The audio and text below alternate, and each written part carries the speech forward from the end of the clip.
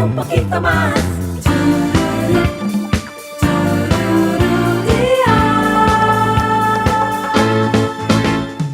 Sale el sol, hoy la vida brilla más. Pienso en ti mientras tomo mi café. Bajo el sol puedo ver. Muy buenas tardes, ¿cómo están? Después de las noticias, como siempre, aquí en Café Versátil, en Canal 7. Estamos recibiendo ya a la psicóloga forense Adriana Sabio Corvino, ¿verdad? Digo el nombre de tu mamá, Sí. porque me lo hiciste recordar fuera de cámara, ¿verdad? Gracias. Adriana, yo decía, médica, psicóloga forense. Sí, psicóloga forense. Ajá. La palabra forense viene de foro, en realidad no de forense que todo el mundo asocia a casos que tienen que ver necesariamente con cuerpos. Claro. Porque claramente nosotros no podríamos trabajar nunca con alguien que ya está fallecido, ¿no? ¿Verdad? O sea, en realidad el psicólogo forense trabaja principalmente con ámbitos abiertos. Lo forense tiene que ver con el espacio de peritaje. Nosotros trabajamos con casos que tienen que ver y están vinculados a principalmente aspectos que hacen a la violencia en términos generales, maltrato, violencia doméstica, abuso, y se trabaja principalmente en espacios legales y jurídicos, aportando, diríamos, desde el conocimiento psicológico. También actualmente se está desplegando mucho lo que tiene que ver con la psicología criminal, que también se está trabajando mucho, todo lo que es la parte de perfilación y demás, que bueno, que recién ahora está como ingresando un poco en nuestro... Y en estos días, con el caso de las sectas, ¿verdad? Ajá. Y de este señor alemán, Exacto, sobre todo, Wolensack, sí. creo que también ha disparado un comentario por parte de los profesionales, ¿no? Exactamente. Es un caso bastante complejo. En realidad, sectas en realidad siempre existieron en nuestro país. La secta es algo que tiene que ver con la idiosincrasia de la cultura, diríamos, y de la masa humana en realidad. O sea, es inevitable que no existan. Y hay una diferencia entre secta y religión, ¿no? La religión necesariamente humaniza y la secta, de alguna forma, tiene un cometido social que es el de inhibir o, diríamos, replegar al sujeto en su contacto social general. En el caso del caso de Wolensack, llama mucho la atención porque, bueno, fue muy sonado. Aparte, él estaba siendo buscado por parte de Alemania, que ya lo estaban buscando por casos de abuso sexual infantil, que estaba implicado, tenía la captura y vino a radicarse acá. Y bueno, tiene a su vez un funcionamiento de perfil específico, ¿no? O sea, hay un perfil diríamos, del sectario, de la cabeza principal, y un perfil también de las víctimas que son captadas desde esa posición. Porque hay un encantamiento por parte de esa persona. Totalmente. Que uno hace que no dude de él, quizás, Totalmente. ¿no? Al comienzo, al menos. Totalmente, y así como tú decís, Rafael es el nombre del síndrome. El síndrome es el síndrome de encantamiento, que tiene que ver justamente con esto de la capacidad que tiene el líder de poder, a través de esa potencia psicológica que tiene, diríamos, envolver a sus víctimas, ¿no? Y este síndrome de encantamiento, estamos hablando de este caso tan especial, Exacto. pero se puede dar en otros ámbitos, sobre todo, ¿no? Muy llamativamente lo que te puedo decir es que el síndrome de encantamiento también se aplica técnicamente a todos los casos que involucran abuso sexual infantil. Porque en realidad entre el abusador y el niño, en casos, por ejemplo, de abuso infantil específicamente, hay una circunstancialidad de encantamiento específico que hace que la víctima elija justamente obtener ese vínculo porque interpreta que está correcto de alguna forma. Y también actúa el encantamiento. No es casual, por consiguiente, y por eso es muy significativo, que en las sectas, en la mayoría de los casos, desde lo que es la parte de la psicología forense, se trabaje también todo lo que tiene que ver con el abuso infantil que está vinculado. Los líderes consideran que no pueden acceder a otro tipo de mujeres o figuras femeninas o masculinas que no sean totalmente puras y por consiguiente se interpreta que tienen que ser muchas veces entregados los niños. Esto que estoy diciendo como es muy fuerte, pero en realidad funciona en esta psicología criminal de esta manera, en específicamente lo que tiene que ver con las sectas, ¿no? Tienen, bueno, este tipo de funcionamiento psicológico. Hay algo que tiene que ver también con el carisma, que es un elemento muy propio de las estructuras de trastorno de personalidad, que son los mismos líderes, esta cosa envolvente, captadora. Cuanto más carisma, nosotros lo que siempre estudiamos es que en realidad más poder tiene la secta, porque más adeptos tiene. En el caso de Wolensack recordamos que Lea, que fue justamente la chica que estaba siendo perpetuada y abusada sexualmente desde los 13 años, era la hija de la mano derecha femenina de este líder, que en realidad tenía conocimiento de lo que estaba, diríamos, sucediendo, y funcionaba de esta manera igualmente. Y había un caso más también de una mamá con una chiquita que también estaban en este tipo de funcionamiento, ¿no? ¿Verdad? ¿Y tú sos consultada, por ejemplo, por el Ministerio del Interior He sido directamente? consultada y he sido consultada también, principalmente consultada por el ámbito jurídico, en todo lo que es la parte de informes de parte. Se hacen informes de parte, que son informes de parte de los consultantes, se presentan al Poder Judicial, y en realidad así es un poco el funcionamiento del trabajo del psicólogo en estos ámbitos, ¿no? En nuestro país por lo menos. Países como México o países latinoamericanos más desarrollados en el ámbito criminal ya tienen a psicólogos trabajando en la escena del crimen, que en realidad acá todavía no lo estamos manejando actualmente, ¿no? Bien, tú hablas del trauma, ¿no? Y estás haciendo cursos por todo el Uruguay sobre eso. Específicamente, ¿qué es eso? El trauma específico, la palabra trauma viene del griego y significa en realidad herida o lastimadura. En realidad el trauma es una incisión justamente a nivel del aparato psíquico, podríamos decir, para llamarlo de una manera muy genérica. No quiero pecar de cometer un error científico. Es más complejo que eso. Lo que es interesante cuando se trabaja con estos casos es poder bordear el trauma. Yo creo que cuando uno trabaja con estos casos o con casos de chiquitos que han sufrido abuso y demás, poder pararse, lograr que el paciente se pare encima del trauma y se transforme en un sobreviviente, creo que es justamente la característica. De hecho, estaba hablando justamente con la sexóloga Magdalena hace un rato antes de ingresar contigo aquí, y hablábamos justamente de que no son víctimas, sino que ya tienen que ser tratadas como sobrevivientes. Y es también un poco la línea que se trabaja con sobrevivientes de sectas, ¿no? O sea, poder trabajar parándose a partir del trauma para poder continuar la vida, que trabajar por la esperanza de alguna forma. Bueno, estamos con la psicóloga forense, Adriana Savio, hacemos una pausa y seguimos juntos aquí en Café Muchas Versátil. gracias. ¿Te parece? Ya volvemos, amigos. Quiero un poquito más.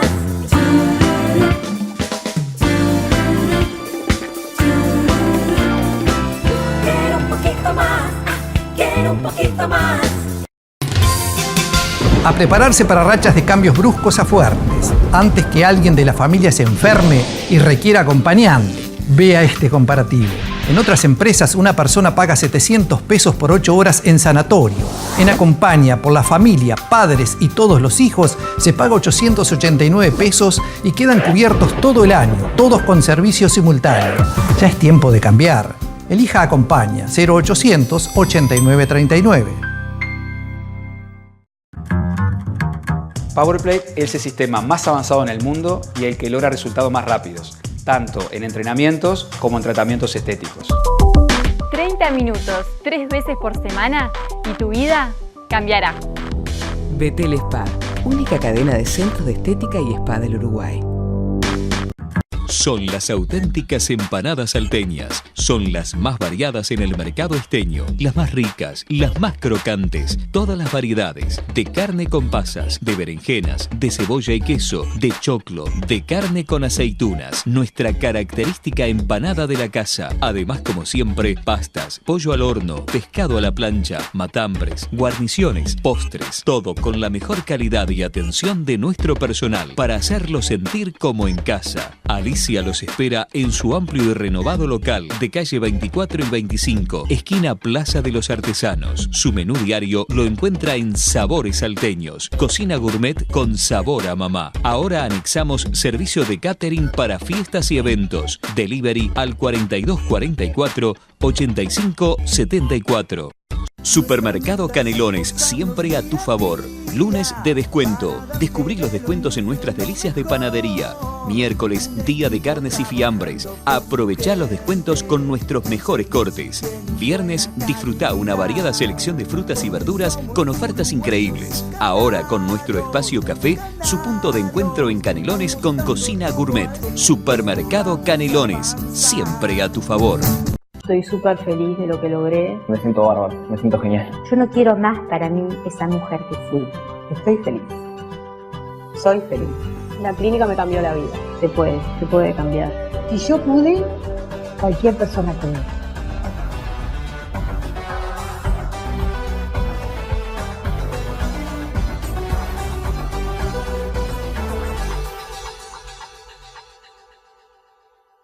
Transportes Carrión e Hijos Limitada. Cargas generales, mudanzas, grúas, elevadores, volquetas para escombro y basura. Unidades radiocontroladas. Traslado de contenedores, colocación de columnas. Transportes Carrión e Hijos Limitada. Baltasar Brun y Figueroa. Telefax 4332-2783 Canelones. Para que tu evento o fiesta sea inolvidable, la gastronomía y servicios deben ser perfectamente cuidados y asesorados.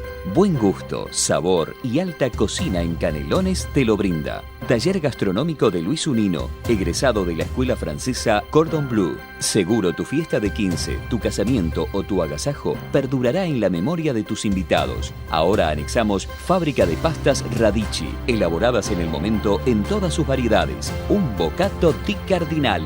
Taller Gastronómico de Luis Unino, desde Canelones para todo el país.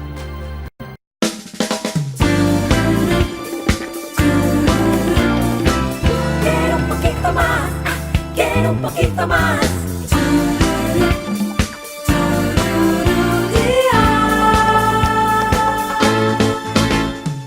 Sale el sol, hoy la vida brilla más.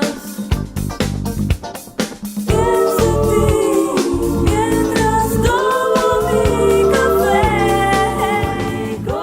Bueno, seguimos juntos aquí en Café Versátil. Adriana con nosotros. ¿Está rico el café? Espero Muy que sí, rico, ¿eh? muy rico. Bueno, Muchísimas gracias. Adriana, vamos a hablar del perfil del psicópata más que nada, ¿eh? Bueno. ¿Te parece?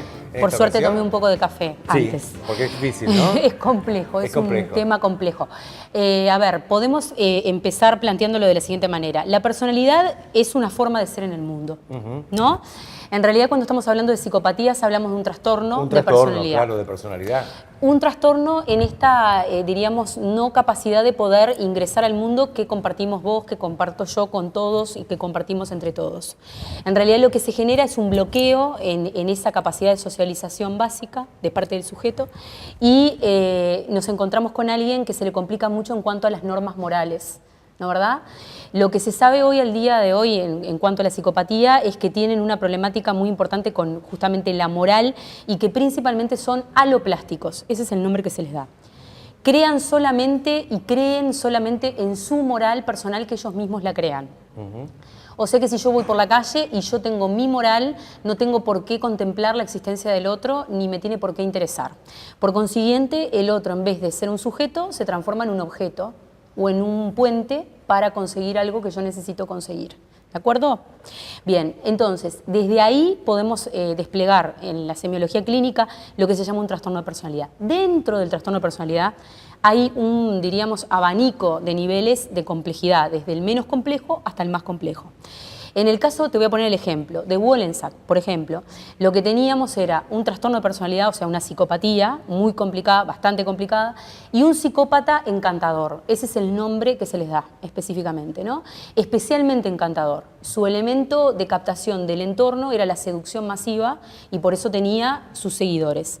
Dijeron por ahí un poco que podían existir elementos de sociopatía, lo cual yo no creo, porque en realidad la sociopatía específicamente necesariamente tiene que ir unida a algo de antisocialidad más dura, más hostil, que en realidad estos sujetos no necesariamente la tienen, ¿eh? Sí la tienen planteado para el otro lado, o sea, tienen exceso, diríamos, de encantamiento para poder captar a quienes necesitan captar para obtener sus beneficios. En el caso, por ejemplo, de Wollensak, justamente, y lo voy a poner de ejemplo porque para toda la audiencia es clara, diríamos, a ver, él instalaba su moral y obtenía sus propios beneficios personales e individuales a través de su moral. Era aloplástico porque era su eje, diríamos, el que se instalaba y los demás tenían que saber seguirlo y contemplarlo. A cambio le daba objetos, le daba la casa, le daba la estadía, le daba la contención, le daba la esperanza, pero siempre en función de su formato de pensamiento. Un poco esto como para desplegar lo que vendría a ser... Prácticamente compraba a las personas entonces, ¿no? De alguna manera, claro, está instalado... En personas vulnerables, sobre todo. Exactamente, ¿verdad? Personas vulnerables, pero mirá qué interesante, no necesariamente con bajo nivel intelectual. Ajá. Son personas muy inteligentes. En realidad el perfil de quienes son captados, que te diría que hay un paralelismo entre los que son captados por sectas y los que son de alguna manera captados por trastorno de personalidad, como complementarios, ¿no? ¿Verdad? Que así se llaman, tienen este elemento presente de ser personas muy inteligentes, pero que no se animan a hacer las cosas por sus propios medios.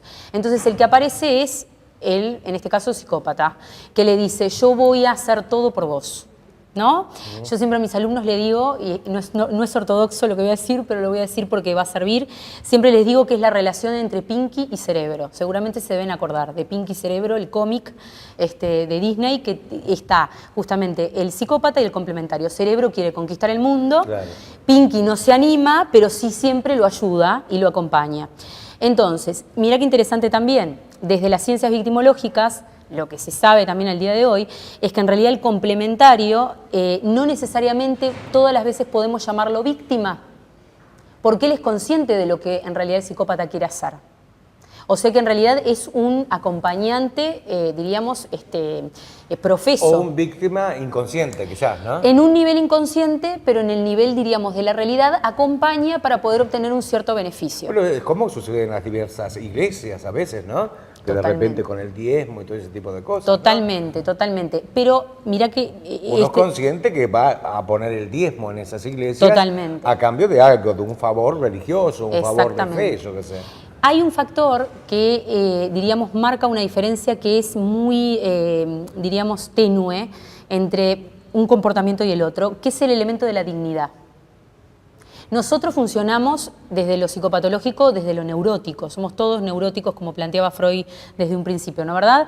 Y funcionamos con un concepto de dignidad. Tenemos dignidad sobre nosotros, porque tenemos autoestima, y dignificamos también a quien tenemos al lado en función de nuestra dignidad personal. Ajá. En el caso del trastorno de personalidad, el concepto de dignidad está borrado. La dignidad es únicamente para ellos y no puede existir una dignidad para el otro, porque el otro es un objeto, no es un par. ¿Y uno se puede dar cuenta de su trastorno de personalidad o necesariamente alguien de afuera tiene que dirigirlo, digamos, y decirle, bueno, me parece que aquí hay un Te contesto con un caso que debes hacer, ¿no? Bien, muy buena, muy interesante la pregunta. Te contesto con un caso real que existe y que lo pueden buscar si les interesa, que es el caso de Jim Fallow. Jim Fallow es casi un premio Nobel en neuropsicología y trabaja con criminología y con psicópatas específicamente. Y él, estudiando en la Universidad de California, se enteró, que son las charlas del TEDx, se enteró que su bisabuela había sido una asesina serial muy conocida de la historia norteamericana. Ah, mira. Empezó a hacer un análisis neuropsicológico de las tomografías de todos los cerebros de muchos psicópatas que habían matado, y se hizo una tomografía a sí mismo y encontró que su estructura cerebral, esto es un elemento extra que vamos sumando, ¿no es verdad?, lo neuropsicológico, era muy similar a la de muchos psicópatas criminales. Entonces él se llama el científico, diríamos, el psicópata que no es psicópata. Él se reconoció en estructura. Se autodeterminó lo que tenía. Se autodeterminó y da este mensaje y explica que en realidad a través de elementos como la familia, la protección, la enseñanza en el cariño y en la inteligencia emocional, se puede, diríamos, contener esa estructura, aunque pueda ser genética o pueda estar instalada desde otro lugar, y no habilitar a que el sujeto cometa actos aberrantes como puede cometerlos cuando en realidad tiene un trastorno de personalidad. Ahora, ¿un psicópata tiene o no resultados positivos frente a una terapia o algo? Eso es una pregunta. No, porque viste que con el caso de Pablo Goncalves también se habló mucho. Se habló, exactamente. ¿Se recupera o no se recupera nunca? A ver, tenemos distintos niveles, ¿no verdad? O sea, hay niveles que son como muy profundos, donde tenemos niveles complejos, donde en realidad la recuperación es como media relativa, porque en realidad estos sujetos tienen un problema en cuanto a la empatía y a ponerse en el lugar del otro. No se pueden poner en tu lugar y sentir como tú sentís, porque en realidad es como que no tienen un punto de comparación en los afectos, ¿de acuerdo? Como todos lo tenemos. Y hay algunos que pueden tener menos rasgos, diríamos, y que pueden ser un poco más revertibles con algún otro elemento psicológico que ya traigan. En términos generales, si me lo preguntás a nivel científico y lo que se sabe, hoy México está muy avanzado en investigación, pero en casos, ya vuelvo a repetir, muy graves, criminales. Ellos plantean que en realidad no tienen replegamiento posible y mucho menos desde lo terapéutico. Fíjate que nosotros con el paciente trabajamos desde un vínculo afectivo, porque en realidad el paciente se tiene que sentir querido y nosotros tenemos que quererlo en el sentido, diríamos, clínico de la palabra, porque en realidad viene para eso, ¿no? O sea, va a atenderse para eso. Y estos son pacientes que no pueden conectarse afectivamente contigo, porque en realidad tienen bloqueada la empatía. Entonces es muy difícil poder hacer un movimiento desde un lugar clínico específico, ¿no? Que en realidad es lo que, bueno, justamente la ciencia forense se encuentra con un gran bloqueo, porque ¿cómo prevenimos? Claro. Tú me hablabas del trauma. Sí, sí. Y cuando yo pienso en esto, también pienso, bueno, ¿cómo prevenimos el trauma? Y bueno, y podemos pensar, ¿cómo prevenir que este tipo de sujetos se multipliquen también? Bueno, eso de prevenir el trauma, hablamos después de la pausa. ¿Te ¿Cómo parece? no? Muchísimo. Nuestra línea habilitada a la comunicación. Atención, 099-332-171. Ya volvemos. Quiero un poquito más, quiero un poquito más.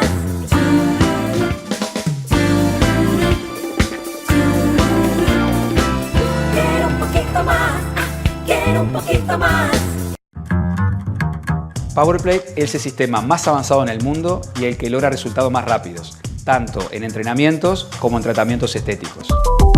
30 minutos, 3 veces por semana y tu vida cambiará. Betel Spa, única cadena de centros de estética y spa del Uruguay. Son las auténticas empanadas salteñas. Son las más variadas en el mercado esteño. Las más ricas, las más crocantes. Todas las variedades. De carne con pasas, de berenjenas, de cebolla y queso, de choclo, de carne con aceitunas. Nuestra característica empanada de la casa. Además, como siempre, pastas, pollo al horno, pescado a la plancha, matambres, guarniciones, postres. Todo con la mejor calidad y atención de nuestro personal para hacerlo sentir como en casa. Alicia los espera en su amplio y renovado local de calle 24 y 25, esquina Plaza de los Artesanos. Su menú diario lo encuentra en Sabores Salteños, cocina gourmet con sabor a mamá. Ahora anexamos servicio de catering para fiestas y eventos. Delivery al 4244 8574. El pronóstico para hoy es: mejora el clima de oportunidades de buenos negocios en el interior del país. Franquicias de Acompaña, una oportunidad para usted. Si considera que puede desarrollar esta importante franquicia en su localidad, solicite entrevista por el 095-876-254 o en info@acompaña.com.uy. Elija Acompaña. Sea parte usted también de este inigualable modelo de gestión y servicio. Acompaña, enfermeros que te cuidan. Supermercado Canelones, siempre a tu favor. Lunes de descuento. Descubrí los descuentos en nuestras delicias de panadería. Miércoles, día de carnes y fiambres. Aprovechá los descuentos con nuestros mejores cortes. Viernes, disfrutá una variada selección de frutas y verduras con ofertas increíbles. Ahora con nuestro espacio café, su punto de encuentro en Canelones con cocina gourmet. Supermercado Canelones, siempre a tu favor. Estoy súper feliz de lo que logré. Me siento bárbaro, me siento genial. Yo no quiero más para mí esa mujer que fui. Estoy feliz. Soy feliz. La clínica me cambió la vida. Se puede cambiar. Si yo pude, cualquier persona puede.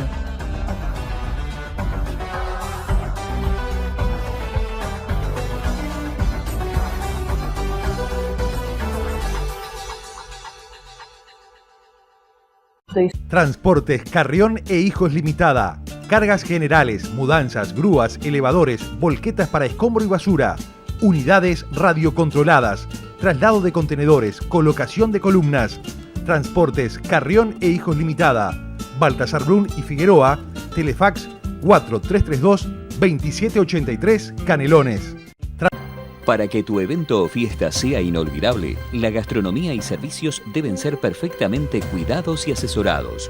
Buen gusto, sabor y alta cocina en Canelones te lo brinda. Taller gastronómico de Luis Unino, egresado de la escuela francesa Cordon Bleu. Seguro tu fiesta de 15, tu casamiento o tu agasajo perdurará en la memoria de tus invitados. Ahora anexamos fábrica de pastas Radici, elaboradas en el momento en todas sus variedades. Un bocato di Cardinale. Taller gastronómico de Luis Unino, desde Canelones para todo el país.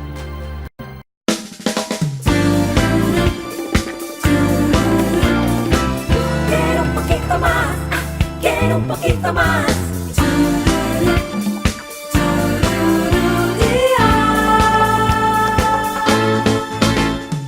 Sale el sol, hoy la vida brilla más. Pienso en ti mientras tomo mi café. Bueno, seguimos juntos con Adriana Sabio. Ha sido muy instructivo todo lo que has Bueno, muchas dicho. gracias. La gente ha preguntado algo Sí. sobre sociopatía, si Sí. es lo mismo que psicópata. Sí, o sea, si la sociopatía... Si es sociópata. Sí, algo así. la diferencia entre sociopatía y psicopatía. A Sí. ver, es una muy buena, me hacen muy buenas preguntas, les voy a decir. La sociopatía en realidad está integrada dentro del espectro de las psicopatías en términos generales. Lo que pasa es que el sociópata tiene como una característica muy especialmente agravada, para explicarlo de alguna manera horizontalizada, en cuanto al contacto con lo social. O sea, aparece el elemento de la antisocialidad como la característica más descriptiva, cuando son solo sociópatas. Que tiene que ver con esto de, bueno, muchas veces lo vemos, por ejemplo, en chicos en los liceos, ya a partir de los 13, 14 años podemos empezar a detectar algo que tiene que ver con el trastorno de personalidad, y son chicos muy raros, que se repliegan, pero que se repliegan mucho más que cualquier otro tipo de adolescente, con otro tipo de conductas, pueden tener algún tipo de conducta que implique sometimiento a otros. Lo vemos mucho en los casos norteamericanos de chicos que han hecho desastres bastante importantes en los liceos. Ah, mira. Bueno, ese tipo de estructura tiene que ver más con la sociopatía específicamente, ¿no? Porque inclusive su edad cronológica no le da como para tener una estructura más compleja que integre otro tipo de cosas. Por lo general, para aclarar, cuando iniciamos la línea evolutiva de nuestras vidas, a partir de los 15, 16 años, y ya se instalan elementos de sociopatía, es muy probable que si no se trabaja con ese chico, tengamos a largo plazo una estructura psicopática mucho más complicada. Bien. Porque eso se va complejizando. Bueno, Alejandra, entonces, ¿quedó claro entonces el tema? Sí, clarísimo. Espero que Bueno, señora, la bipolaridad ahora, Bien. que es algo muy común que te digan, Sí. tú sos bipolar, Sí. y hasta como un insulto a Sí, veces, ¿no? sí. Estás bipolar Se ha hoy. naturalizado mucho el Sí. término. Sí, la bipolaridad Es un trastorno de personalidad, lógico. Exactamente. La bipolaridad está, a ver, el trastorno es el trastorno border de personalidad, que es el trastorno que tiene que ver con estar en el borde. Estar en el borde tiene que ver con los límites. Son pacientes que tienen lo voy a explicar desde este lugar, ¿no? Una problemática muy difícil frente a esto de decidir si pasarse a un extremo o pasarse al otro. El bipolar agrega algo más, diríamos, a esto, y no me voy a entrar en semiología clínica porque es más complejo, pero diríamos, tiene como más claro que puede ir al polo depresivo, puede angustiarse y deprimirse, o puede pasar a una cosa más maníaca y mucho más, diríamos, en el más, ¿no? Esta cosa de el humor muy histriónico, muy desplegado, o si no, al otro día está triste y está acostado en la cama y no se puede levantar. Si bien en realidad el que corresponde poner más en los trastornos de personalidad es el trastorno border, ¿sí?, de la personalidad o de borde, la bipolaridad tiene mucha conexión con lo border en sí mismo, pero igualmente, te vuelvo a repetir, son terrenos como ultra borrosos en el plano clínico, porque están como muy fusionados y vinculados unos del otro. La pregunta que me estás haciendo me la hacen muchísimo mis alumnos, que son psicólogos y estudiantes de psicología. Siempre la preguntan, y llama como mucho la atención diríamos, esta frontera entre un cuadro y el otro. Hay algunas pequeñas variaciones. Lo que sí te puedo decir es que los cuadros border, hoy por hoy, por ejemplo, el border hoy por hoy es mal llamado muchas veces bipolar, en términos más genéricos, es la patología de nuestro siglo, en realidad. Lo que Freud llamaba en la bien antigua, diríamos, las histéricas o los cuadros histriónicos agudos, en realidad hoy, por ejemplo, en población específicamente femenina, que es la población más border, porque en realidad el varón es mucho menos desplegado en esa patología, diríamos, es la histérica contemporánea, en realidad. ¿Por qué haces esa diferenciación entre hombre y mujer, no? Bien. Es raro eso, siendo mujer además. Es tú, significativo. ¿No?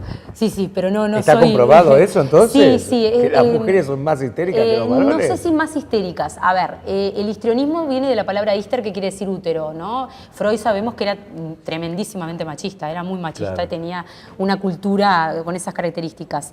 Pero no me uno a esa línea, ¿no? ¿Verdad? Sino todo lo contrario. En realidad lo que se ve en la clínica es que las poblaciones femeninas somos mucho más hipersensibles. Nuestro cerebro neuropsicológicamente está preparado de otra manera que el cerebro de los varones. En realidad nosotras tenemos un cerebro mucho más pensado para pensar en sentimientos y no pensar en análisis. Ustedes los varones tienen esta cuestión de la línea más analítica por un tema inclusive de la misma especie humana, ¿no? De cómo estamos pensados para sobrevivir, ¿tá? Desde que somos animales, que seguimos siéndolo hasta el día de hoy, hasta el día actual. Entonces, ¿qué sucede? Por esa razón, lo border se ve mucho más en población femenina, porque tiene esta cuestión de la predisposición afectiva muy floreada, ¿no? Vemos poco varón border, como también vemos poco, por ejemplo, varón anoréxico. Y se ve más mujer anoréxica. Claro. Sí, es ¿tá? Porque en realidad hay líneas que hacen esta cuestión del género y la vivencia del sexo en nuestra sociedad que también repercuten en la estructuración de los cuadros clínicos. Y lo estamos viendo, que son en realidad las variaciones de la clínica contemporánea, ¿no? Lo que va pasando en la clínica. La clínica nuestra no es la de Freud, ya ha cambiado y se han como movido, diríamos, las estructuras por nuestra vida, por nuestra sociedad, por la locura en la que vivimos diariamente. Entonces, bueno, tiene que ver un poco con estos aspectos. Hemos recibido entonces en nuestro Café Versátil a Adriana, psicóloga forense. Sí, un placer. En otra oportunidad hablaremos de violencia doméstica. Muchísimas gracias. Gracias por Un placer. acompañarnos, muy Gracias a amables. vos. Hasta mañana a las 13:30. Chau, chau.